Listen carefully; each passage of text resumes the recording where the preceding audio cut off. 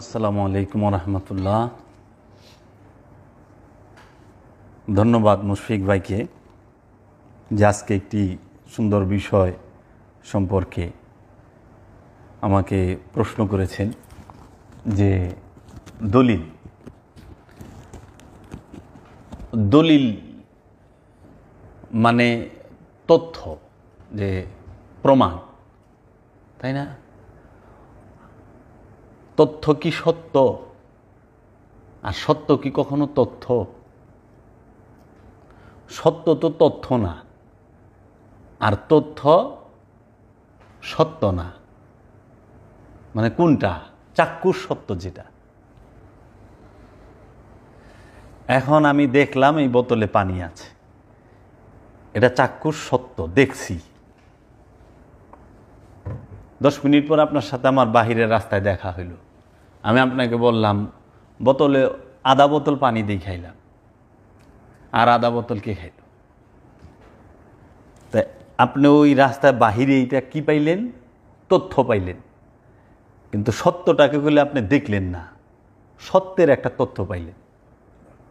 সত্যটা আমি দেখা গেছি, এর জন্য আমার আর তথ্যের প্রয়োজন হয় নাই। যখন আমি সত্য দেখছি, এই সত্য দেখার পরে আমি আপনাদের তথ্য দিছি।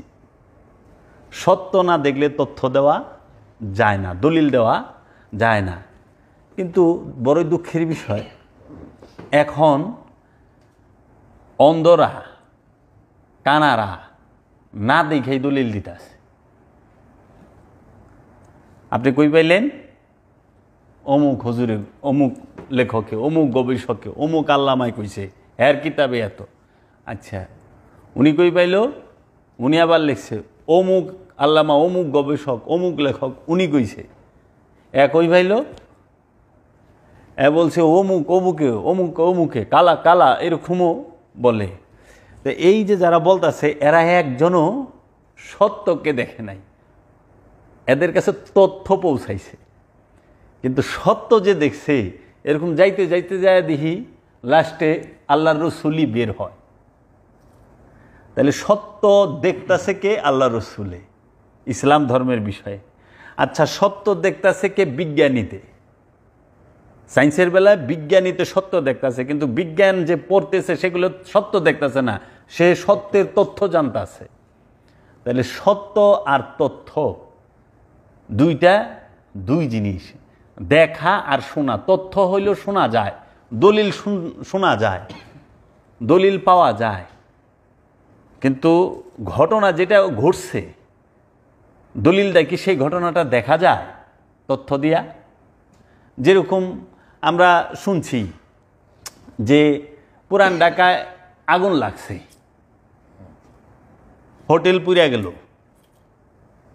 এটা তথ্য। কিন্তু যে ওইখানে স্পটে আসছিল সে দেখছে আগুনটার ভয়াবহতা কীরকম, আগুনটা কেমনভাবে লাগছে এবং তার শরীরে কেমন লাগছে, সে কি ফিল করছে, সেটা কি তথ্যের মধ্যে দেওয়া সম্ভব? সেটা তথ্যের মধ্যে দেওয়া সম্ভব না। তো আসলে এই যে আমরা দলিল খুঁজি, দলিল খুঁজি, সবচেয়ে বড় জিনিস হইল দলিল খোঁজার পিছনে একটা অদৃশ্য দুর্বলতা লুকায় থাকে। দলিল দেন মানে তার মেন্টালিটিটা, তার মানসিকতাটা হচ্ছে সে আমাকে আটকাইব। আটকানোর মানসিকতা, এই দলিল দেন, কথা যে কইলেন দলিল দেন, কিন্তু সে এইটা বিবেচনা করে না কথাটুকু কতটুকু যৌক্তিক, কথাটুকু কতটুকু বাস্তব না অবাস্তব, কাল্পনিক। যেরকম আমরা অনেক জায়গায় বয়ানে শুনি, যেরকম বাংলাদেশের বড় বড় আলেমরা ওয়াজ করে, আল্লাহর বান্দা, মুসা নবীর জামানায় এমন কমলা ছিল যে উটের উপরে দিলে উট হইয়া পড়তো। আমি আনসারি সাহেবের এক ওয়াজই শুনছি। তারপরে জান্নাতের কুল বড়ই, এক একটা মটকার মতো হইব। জান্নাতে বড়ই গাছে বড়ই কুল বড়ই, এই যে বাউকুল কর না, বাউকুল, এই বাউকুল একটা হইব একটা মটকার মতো। যখন এই কুল জান্নাতে আপনার দিব, তখন যখন আপনি ভাঙবেন দেখবেন যে এই কুলবরের ভিতরে হুর বয়ে রয়েছে একটা মেয়ে, গয়না টয়না পিন্ধা সাজ্জা গুজ্জা এত সুন্দর, ওরে বাবার হুর বয়ে রয়েছে। তখন আল্লাহ কইব তুমি ডরায়ও না, এটা তোমার পুরস্কার দিছি, বউরের লগে খাও। হাজার হাজার মানুষ সুবহানাল্লাহ, নারায়ে তাকবীর, আল্লাহু আকবার দেখি করে লিছে।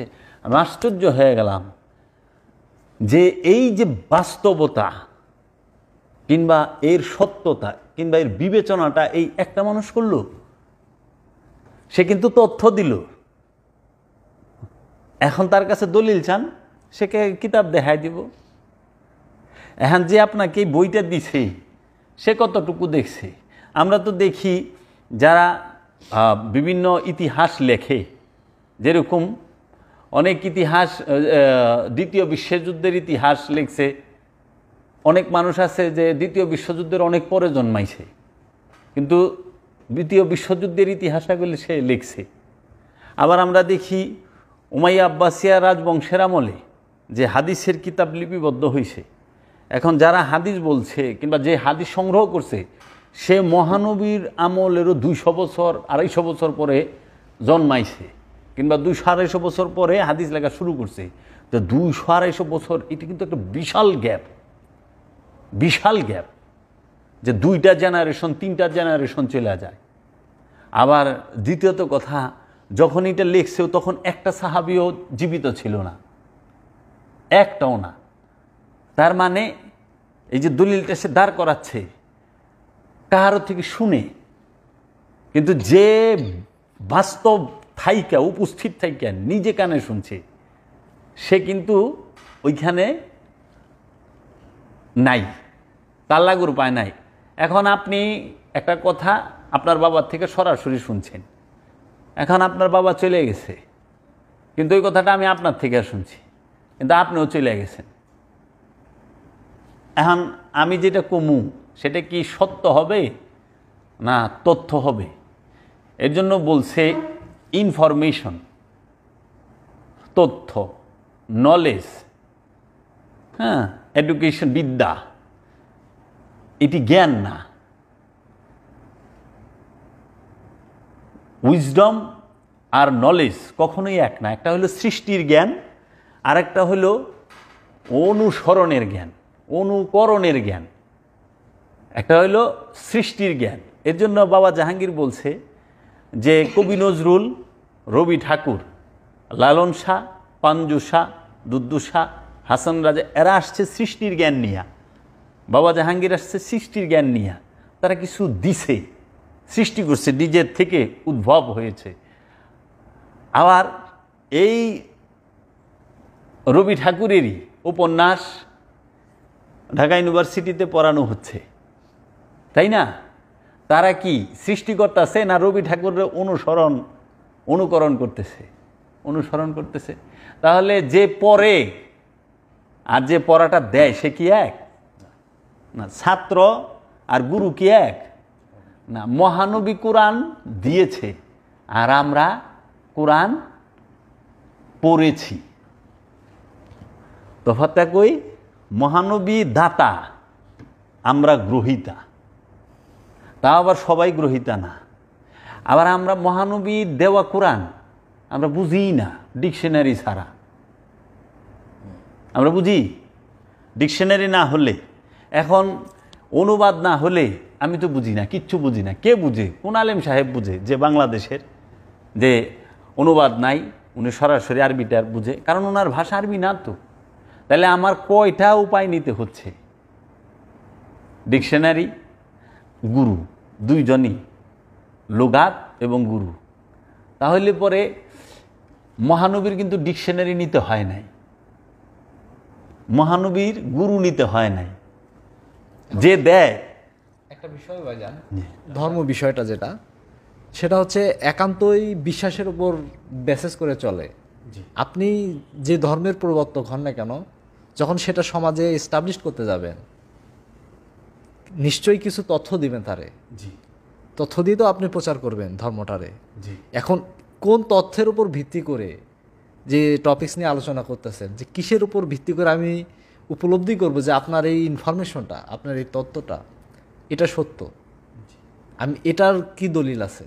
মানুষ সবসময় যেহেতু বিজ্ঞান মানুষ সবসময় প্রুফ চায়, জি, দলিল চায়, দলিল চায়, যে কারণ এটা বিজ্ঞানের যুগে মানুষ সত্য না দেখলে উপলব্ধি করতে পারে না। তো সত্যটা আমি কিভাবে বুঝবো যে আসলে এটাই সেই স্বতঃসিদ্ধ সত্যটা, যে মেসেজটা বিভিন্ন নবী রাসূলুল্লাহ দিয়ে যায় বা বিভিন্ন ধর্মের প্রবর্তকরা তার সমাজে প্রচার করার জন্য যে মেসেজটা নিয়ে আসে, এখন কিভাবে সেই অনুসারীরা উপলব্ধি করবে যে এটাই সত্য? আমি আপনাকে একটা বিষয় বলতে চাই। দেখেন, বিজ্ঞান এবং মেডিকেল সায়েন্স কি বলতেছে, যে আমাদের দেহের ভেতরে যতগুলো শিরা উপশিরা আছে, রক্তনালী যা আছে, সব কিছুর ভিতরে কিন্তু রক্ত বা হাওয়া এটা কিন্তু চলাচল করতেছে। কিন্তু এটা যে এবং অনেক স্পিডে সে চলাচল করে, কিন্তু আমি কিন্তু এটার কোনো আওয়াজই পাই না। আমার পাকস্থলীতে কত প্রকার কার্যক্রম, খাবার হজমের, লিভারের কাজ, হার্টের কাজ, সমস্ত কিছু, কিন্তু আমি আমার লিভার কি কাজ করতেছে কোনো শব্দ পাই না। হার্ট যে পাম্পিং করতেছে ব্লাড, সে আমি পাই না। কিন্তু আপনি দেখেন আমার আপনার কানের পাশ দিয়ে যদি একটা মশা উইরা যায়, একটা মশা যদি একটা মানে ওর ডাকটা সেটাও শুনতে পান। কিন্তু আমাদের শরীরের ভেতরে যে এত রক্ত, অক্সিজেন এবং যে খাদ্য, পাকস্থলীর যে হজম প্রক্রিয়া যা কিছু আছে, সমস্ত কিছুই এত কাজ করতেছে, কোনো শব্দ আমরা শুনতে পাই না। কেন পাই না? কি কারণ? কি কারণ? আমাদের সব সময় ফোকাসটা হলো বাহির সাইডে। প্রতিটা মানুষের ফোকাস হচ্ছে, আমি কিন্তু মুসলমানের কই নেই, ইমানদার, প্রতিটা মানুষের ফোকাসটাই হচ্ছে আউটসাইডে, বাহিরে। আর যেই ফোকাস বাহিরে করে তখনই সে কি করে? দলিল খোঁজে, দলিল খোঁজে, দলিল দাও, দলিল দাও, দলিল দাও। কারণ বাহিরের অনেক বিষয় সে চোখের সামনে দেখতেছে কিন্তু বিশ্বাস করতে পারতেছে না। দেখাই কি বিশ্বাস করুন যায়? আপনি দেখতেছেন যে একজন আল্লাহর ওলি আপনার সামনে দাঁড়ানো, কিন্তু আপনি তাকে বিশ্বাসই করতে পারতেছেন না যে সে ওলি। আপনি তাকে ভণ্ড বলতেছেন। আবার একজন বাটপার, লম্পট, সে লেবাস দিয়ে দাঁড়ায় রয়েছে, আপনি তারা লম্পট এবং বাটপার বিশ্বাসই করতে চাচ্ছেন না, আপনি তাকে একজন ভালো মানুষ বলে আখ্যায়িত করতেছেন।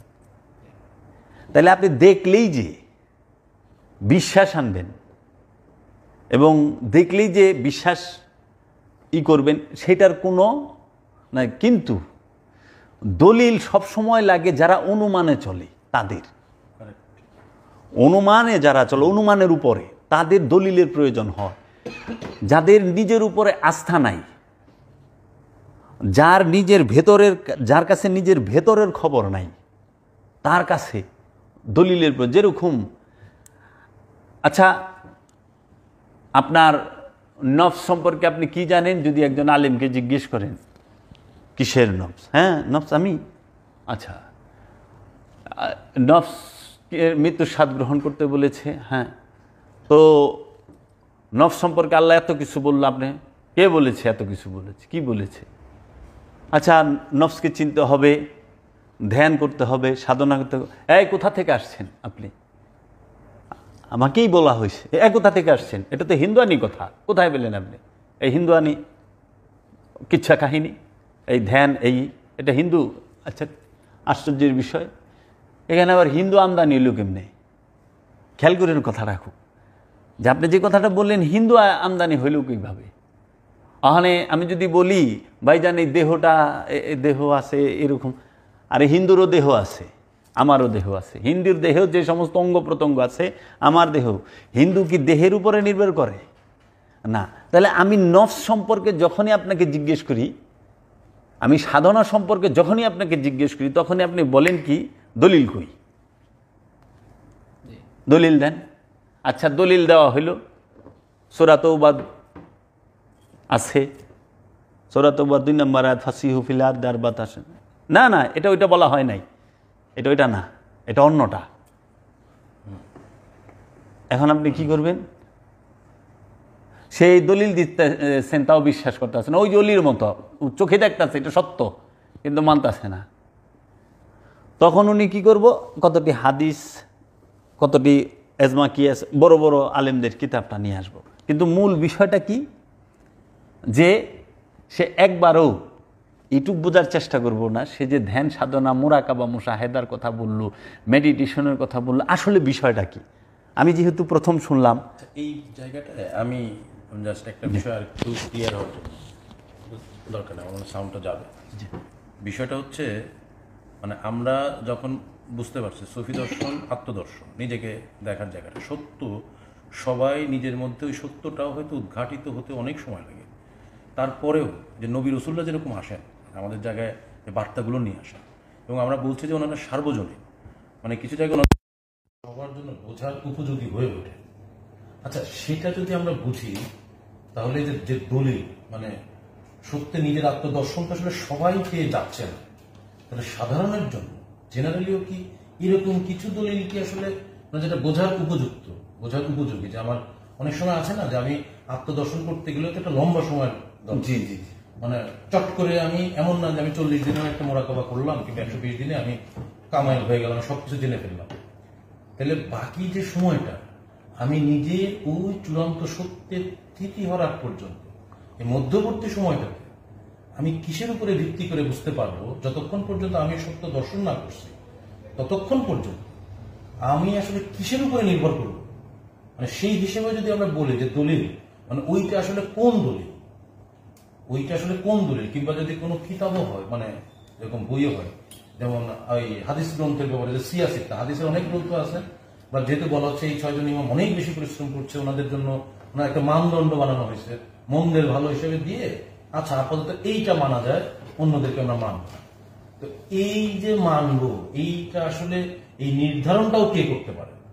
এটা কি দুনিয়ার মানুষ ভোটাভুটি করে আমরা কি নির্ধারণ করতে পারি যে না আমরা সবাই মিলে ভোট দিলাম, হ্যাঁ এটা আমরা দলিল হিসেবে আমরা আজ থেকে গ্রহণ করলাম? এটা কি অ্যাকসেপ্টেড কিনা, মানে অন্তত সাধারণের বোঝার জন্য হলে, মানে কোনটাকে আমরা আসলে তাহলে আপাতত একটা দলিল হিসেবে? বিষয়টা এরকম হইতে পারে যে দলিল আমি কোন বিষয়ের উপরে দেওয়া যায়, কোন বিষয়ের উপরে দলিল হয়, কোন বিষয়ের উপরে দলিল হয় না।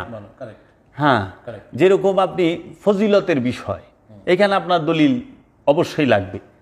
যেরকম 1 রাকাত নামাজ পড়লে কতখানি ফজিলত, কিংবা সালাম দিলে কতখানি ফজিলত, কিংবা দান সৎকা করলে কি ফজিলত, এটার একটা দলিল হয়। কিন্তু আমি 2 বছর মুরাকাবা করে নিজেকে চিনতে পারবো, এটার কোনো দলিল দেওয়া যাবে না, সম্ভব না। কারণ দৃশ্যমান যে কোনো বস্তুর দলিল হয়, অদৃশ্য যে সমস্ত বিষয় সেগুলোর দলিল হয় না। আর দলিল দিলেও এটা কাজে দৃশ্যমান, যেরকম ইতিহাস, ইতিহাস তো একটা দৃশ্যমান বিষয় চলে গেছে সেইটা। এখন আমি যদি কই আল্লাহ আছে, দলিল দেন। আপনার যদি প্রশ্ন করি, কাউকে প্রশ্ন করে যে আল্লাহ যে আছে, দলিল দেন, সে কতটি এই বাইর করবো, আল্লাহ কইছে আমি সব জায়গায় আছি, আমি এই আছি।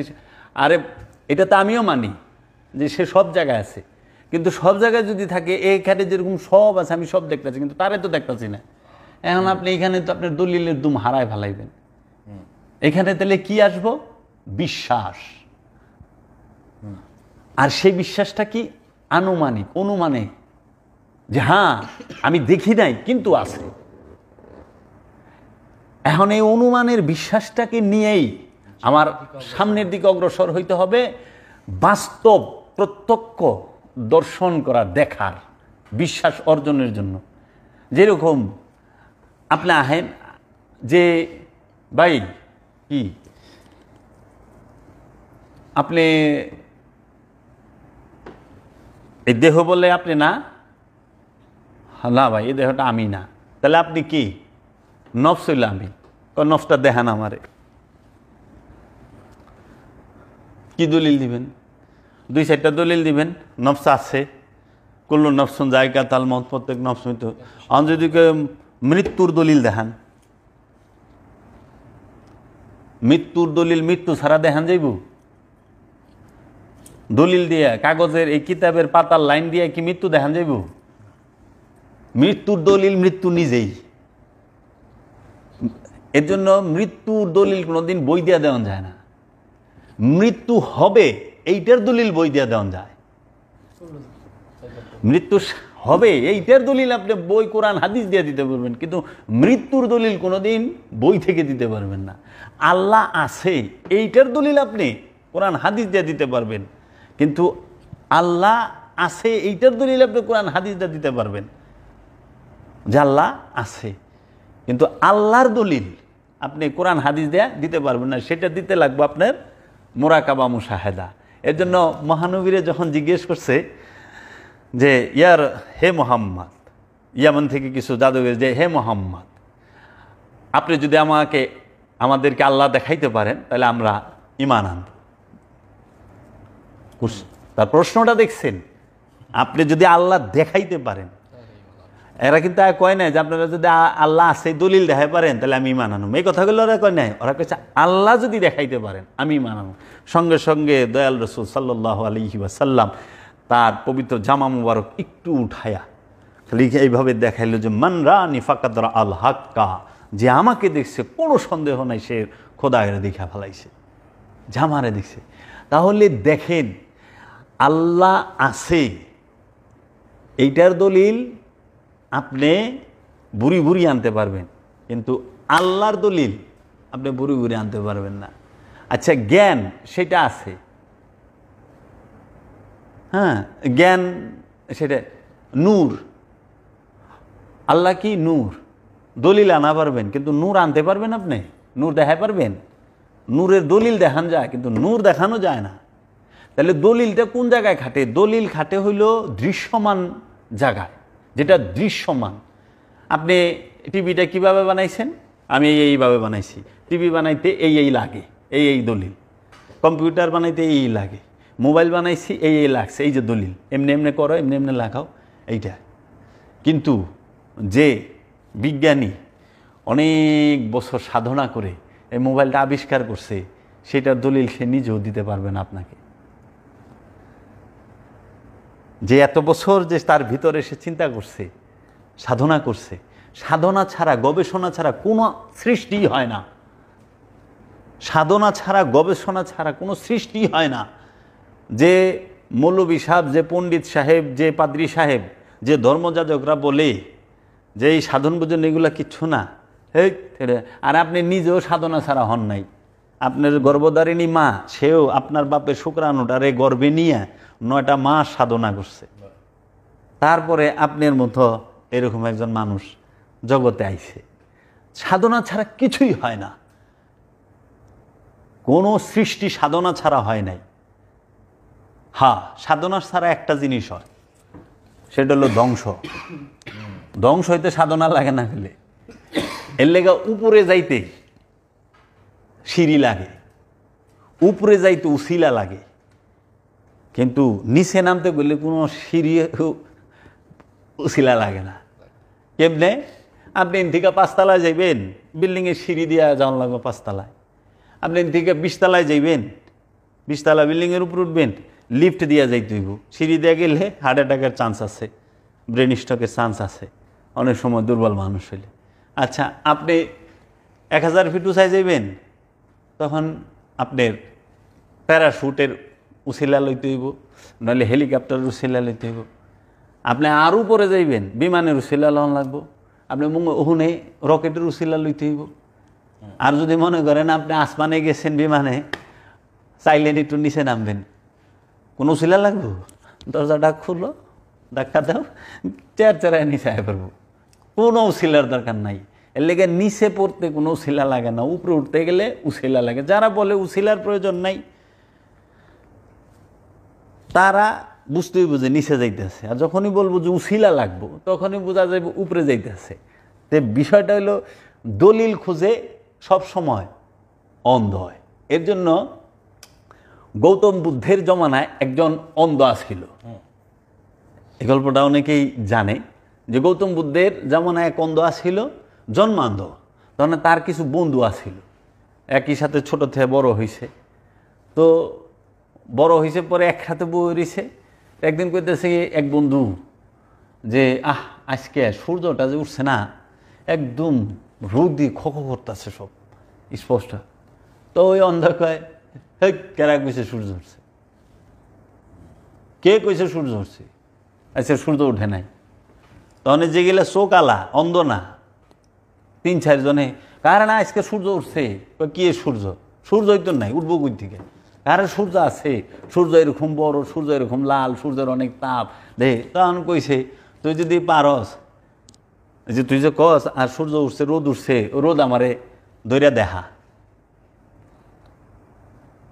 আজকে নিয়ে গেছে, ও করলে দেখতেছে রোদ আছে। অন্ধ ইমন প্রশ্ন করছে যে যে বাস্তব দেখছে হ্যাঁ আটকে গেছে। খেয়াল করে কথাটা, যে ওই রোদ যা আছে আমি বিশ্বাস করি না, যদি রোদ থাকে তাহলে তুই আমারে ধৈর্য দেখা। কেমনি ধৈর্য দেখা? রোদ ধরন যায়, আলো ধরন যায় না। তাহলে এক কাম কর, ধরা যখন পারবি না তাহলে আমার সোয়াইয়া দেখা, তাই আমি বিশ্বাস করি। মানে অন্ধের প্রশ্নের কাছে চক্ষু মান করে আটকে গেছে, ইয়া খোদা কি করি? তখন সে বলতেছে যে না, রোদ আছে কিন্তু সোয়ান যায় না। কয় তাও বিশ্বাস করি না। তাহলে এক কাম কর, তোরা যখন দরায়ও দেখা পারলি না, সোয়াইও দেখা পারলি না, তাহলে আমারে সাত দিয়ে দেখা, জিবলা দিয়া চাকায়া দেখা। এমন জিবলা অনুটাও তো সম্ভব না। আপনি রোদ জিবলা বাইর করলে কি হইব? চাকা মানে কি করব? এই 3 দৃশ্যমান দেখনেওয়ালা, দেখেন সত্য জানলেই যে আপনি অন্ধের লগে পারবেন তা কইলে না। এই 3টাগুলো অন্ধের লগে পারে নাই। তো এখন অন্ধ কইতেছে আমি তো গোটা মানি না, সূর্য ওঠে নাই, কোনো রোদ মইদ আলো মালো কিচ্ছু নাই, তোরা মিশা কথা কস। এখন এই 3টা তো সহ্য করা পারতেছে না, এত বড় অপবাদ। আমরা দেখে কই আছে, ও অন্ধ কয় না, তো লয়ে গেছে। এমন সময় গৌতম বুদ্ধ এক রাস্তা দিয়ে যাইতেছে, তো ওই ওনাদের সামনাসামনি পড়ছে গৌতম বুদ্ধ। তো সবাই তো গৌতম বুদ্ধরে মানে দেবতা হিসেবে। বলতেছে দয়াল, আমরা 4 বন্ধু, এই যে অন্ধ হইলে আমার বন্ধু। তো ওরে কইতেছে কি আজকে রোদটা খুব সুন্দর উঠছে, সূর্য খুব সুন্দর উঠছে, আজকে একদম ফকফকা আলো আছে। ও কোনো বাতেই মানতেছে না। তখন ও কয় যে রোদ যে আছে, আলো যে আছে, তুই আমার আলোরে ধরে দেখা। আমি আলো তো ধরন যায় না। আলোরে শোয়া দেখা, শোয়া কয় আমার সার নেওয়ায় দেখা, তাও পারি না। তো আপনি একটু কইলে ও মানবো, আপনি তো দেবতা, আপনার কথা মানবো। তখন গৌতম বুদ্ধ উত্তর দিছে যে দেখো, ও কোনো দলিলই মানতেছে না। তখন গৌতম বুদ্ধ কইল, ওরে আমি কইলেও মানব না, কারণ ও এখন দলিলের উপযুক্ত না, প্রমাণের উপযুক্ত না, ও এখন চিকিৎসার উপযুক্ত। ওরে ডাক্তারের কাছে লয়ে যাও, হেকিমের কাছে লয়ে যাও, চিকিৎসা করাও, চোখ ভালো হইলে তোমার আর কন লাগবো না, ওই সাক্ষী দিব।